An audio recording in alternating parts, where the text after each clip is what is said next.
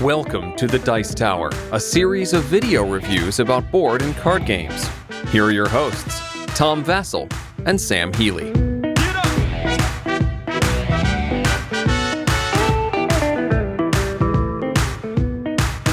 Hey, I'm Tom Vassell. And I'm Sam Healy. Welcome back, folks. This is a game that we've been talking about now for 10 years. Yeah. Actually, I think it's been 12 years Yeah. since been a Twilight long Imperium time. 3rd edition came out. And for many years, we were predicting TI4, Yes. and then we just gave up. I was predicting TI for Star Wars edition. It's never going to happen. But you can keep Well, hoping. We did say this was never going to happen, too. No, I figured this would happen at some point. They said it never happened. Okay. But he said when Twilight Imperium 3 came down, he said it was perfect, didn't need anything else, then released an expansion, then released another expansion, and now TI4. So Yes, whatever. yes. If you've never heard of this game before, this is a big, grandiose, space epic game. It's what is the box front? Does it even say like how many players on it anymore? It is, no, I don't think it says it on the actual box. Probably says front. on the bottom of the box. Let's But look here. It's, 14 plus, 3 to 6 players, 3 4 to to 8 6, hours. Yeah, 3 to 6. But they're at least telling the truth now. Yes. They're not trying to hide it. It is a 48-hour game, although you got a 3-player game in less than 4 hours. Oh, you said 48 hours? It's not 48. 4 to 8 4 hours. to 8, yes. Let's make sure that's clear. So anyway, if you're curious about the differences between this edition and the 3rd edition, Sam is doing in the video on that so you can see how they compare. Yep. This one, we're just talking about this game. If you never played before, this will give you an idea of what to think. Here we go. This is going to be fun. Here's how to play, kind of.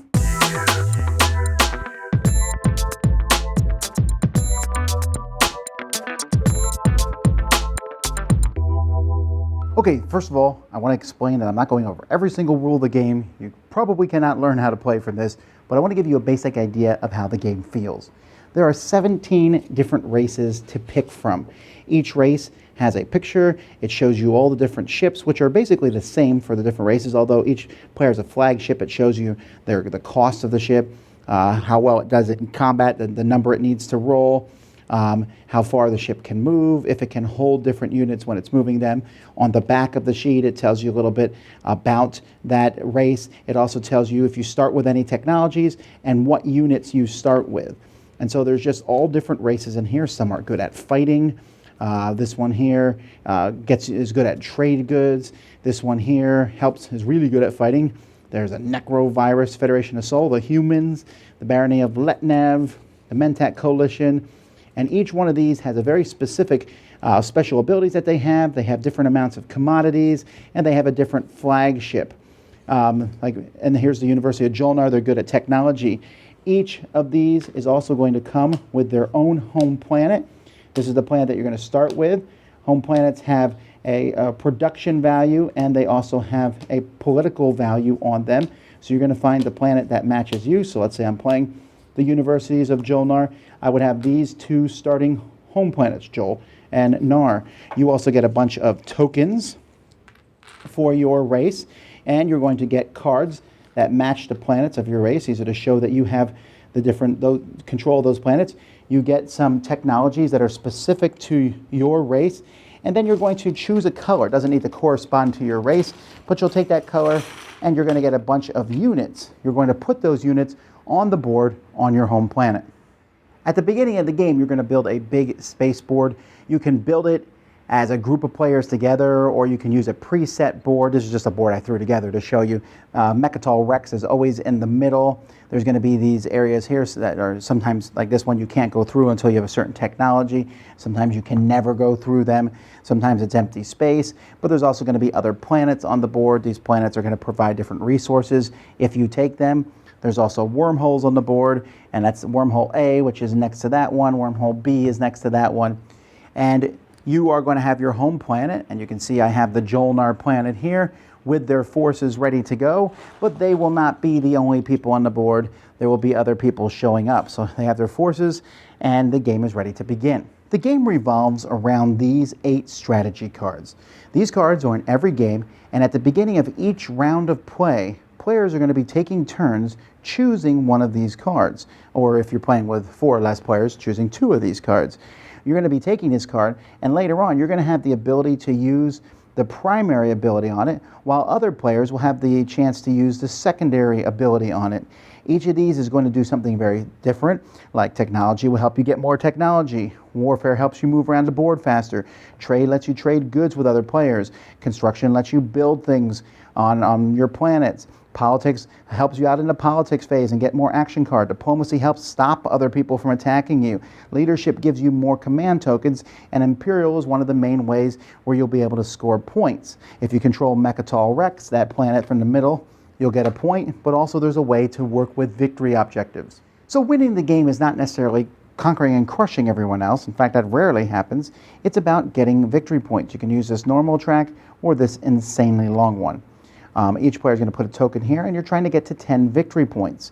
You're going to have these public objectives here, and as the game goes by, more and more of these cards will be revealed. And if you ever, during the phase, so for example, during the status phase, if I can spend 5 trade goods, then I'll put one of my markers on to show that I've done it. You can only do each one once, and I will gain a point. Players also will start with a secret objective and have a chance to get more as the game goes by.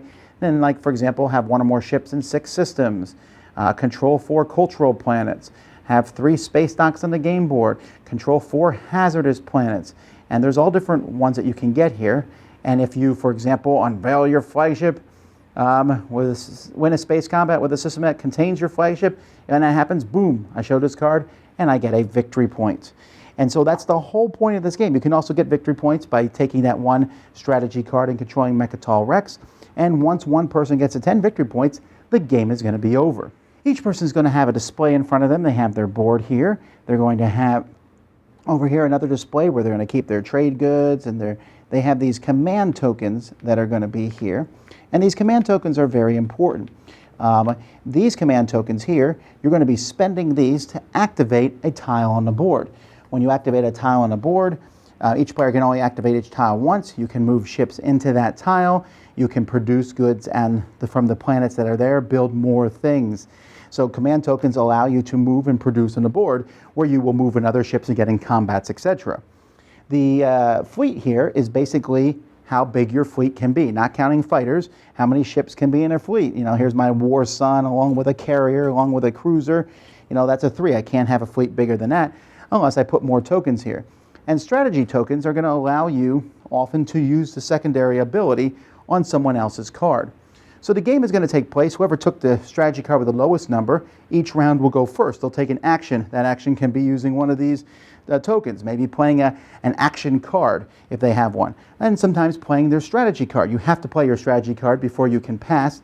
And so you do the top thing. So this trade here, for example, gives me 3 trade goods, which can be used to build things and stuff. Replenish your commodities. Choose any number of players. Those players use the secondary without spending a command token. So you can let other people do this for free, but anybody here can then spend one of their strategy tokens to take the secondary one for free. Let's take a look here at technology, for example. Research a technology, and then you can also spend 6 resources to research another technology. But everyone else who's not you, who took the number 7, can spend a token from your strategy pool and 4 resources to research a technology.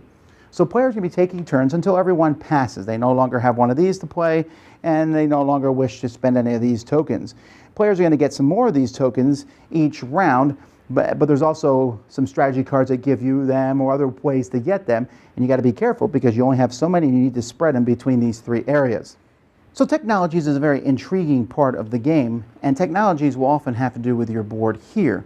Some players will start with technologies and you can build them. Technologies might give you special abilities. Like for example, this one here says during a round of combat, after you assign hits, repair one of your damage units that not use sustained damage. This one here says after you win a ground combat, you may place an infantry from your reinforcements on that plate. So you have different ones. Sometimes they will upgrade one of your ships, like this is Dreadnought 2. When I build this technology, I simply place this on the board, and now my Dreadnought has a higher move on it. So I just place it there to cover up my regular Dreadnought. Now, when you build a technology, you need to meet the prerequisites to it. So this one needs 2 blues and a yellow. many of the technologies, when you build them, are going to give you what you need. Like this one here needs 2 reds and gives a red. So you'll have a chance to, if I build the plasma scoring first, then I can build maybe the defense grid second because that needs 1 red and I have 1 red. So once I built both of those, then I can build the one that needs 2 reds to have it built. And then later on, I might be able to build one that needs 3 reds. So you don't have to worry about a technology tree. You're just going to look at the different colors. And not forgetting each player also has some techs for their race specifically that they can build. And these techs are going to change how you go around the board and fight with other players. I'm not going to get too much into combat here, but combat, when you move into someone else, you'll fight. You're going to mostly be rolling 10-sided dice, and ships will have a certain number of dice that they can roll, and they have a certain number that they need to roll higher than a 0 being a 10. And so some, like the War Sun, get massive amounts of damage. And then once you've done a air combat, if one team survives and they're going to attack, they can drop ground troops off on the planet, which will take the card of that planet from somebody else. You're going to be collecting these cards of planets because you're going to be using these to build more things and also take actions in the political phase. Players will also have action cards and have ways to get more action cards. These are cards you can play all the time that can cause unpredictable things that are going to happen. Like this will give you an extra move and a speed. Here, when you're casting votes, you get 5 extra votes. Here you can remove a token from someone else's tactic pool and put it back in their reinforcements. Destroy a space dock, which is where you can build things. A direct hit. Some ships can take more than 1 hit, but no, this one will stop it and you can blow it up. They're Goodbye War Sun or Dreadnought. Once Mechatol Rex has been captured by politics, not by fighting, there's going to be chances for laws to come into play. Players are going to use the political power in these planets to vote on laws. And so there's a chance for 2 different laws to come into play, and players will sometimes vote for or against a law that will stay in play for the rest of the game, such as all systems that contain an alpha or beta wormhole are adjacent to each other, so all wormholes now are connected. Or if you're against it, you're not going to be able to use wormholes that round. Directives are something that happen right now. Everyone who votes for gets 2 action cards, and everyone who votes for discards their action cards. So you have to use your political power. Sometimes you'll pick a planet, something will happen to that planet. Sometimes you'll pick a player, and something will happen to that player. This is a really bad card to play on someone else, a public execution. And so these law cards can change the rules of the game or can just have massive events in the game, letting you use your political power to change things. And that's pretty much it. I mean, there's a lot more than that. You're going to need to know how to use your... there's trade goods. If you don't use all the strategy cards, some of them get trade goods placed on them that you'll take. There's planetary defense systems that can shoot about ships that come by them. But you'll learn all that as time goes by. That just gives you a feel. The first one to get to the victory point number is the winner of the game. Okay, so that was Twilight Imperium 4th edition. Yes. Did you go over everything? Yeah. No, but it comes with a rule book of a way to play. They're doing a 2 rule book thing and then a thing. Which is very useful for them. I like those 2 rule book things. It shows you how to play and then you go in and look at more details. This game is a big game. It's easily the biggest game I think that either of us plays. We had a 3-player game going last Saturday at Cool Stuff, and we had to use 2 tables for it. That's how big it is. Right, but I'm not even talking about, I mean, it's a long game. I don't think you play any game that's longer, right? It's big in every way. Right. It takes up a huge amount of table space. It takes up a lot of time. Mm-hmm. The question is that worth it? Absolutely. In my opinion, totally worth it. This is one of those games where you start playing it, and you pick your head up 4 to 8 hours later, and you're like, where did all that time go? I just stepped through a portal or something to that effect. You really don't, it does not feel like you're playing that long while you're playing the game.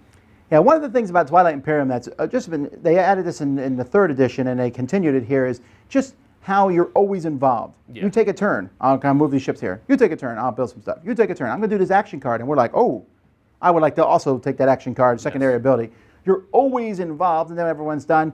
You're looking at public objectives, you're fighting each other. Mm-hmm. The only time the game would slow down is if 2 people get in a combat and you're not involved. Correct. That could be a little bit more of a lengthy time or downtime, but other than that, you're almost always there. It also slows down during the agenda phase when people are taking votes and trying to make deals and all of that kind of stuff. It'll slow down there a little bit, but again, you're involved in that. You're not sitting out unless you choose to be out of it for one reason or another to try to use some of those maybe action cards that you can use during the agenda phase to get something good for sitting out of the voting phase. So there is downtime, but usually the downtime is mainly by choice. You're choosing, you're passing, and while everybody else is still doing actions, or you're choosing to abstain from voting, or something to that effect. So it's not downtime that you have no control over.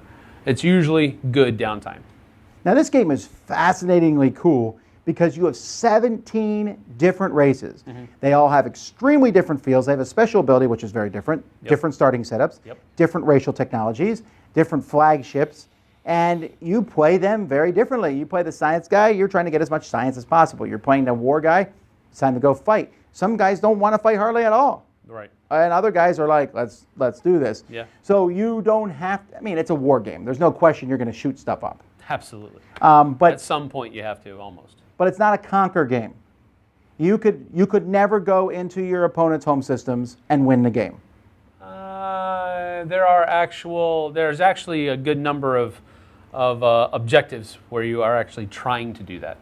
But I'm saying you don't have to. You could win the game having never conquered your opponent's home systems. Correct.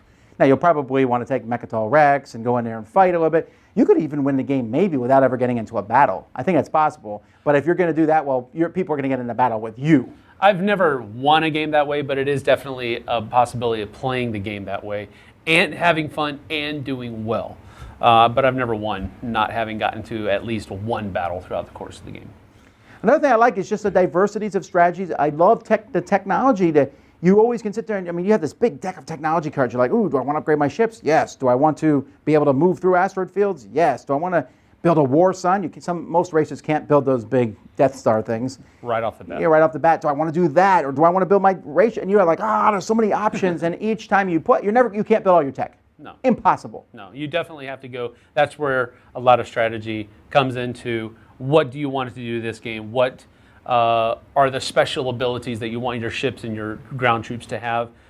That's where you come into that. And I really enjoy how they have done the technology aspect of this game in the 4th edition. They've completely done away with that tech tree that you don't have to follow and all these convoluted lines and all that kind of stuff. They've completely done away with that. And they have just a prerequisite system, I guess you could call it, rather than a tech tree. It basically accomplishes the same thing as a tech tree. It just does it in a more streamlined, easier to understand way.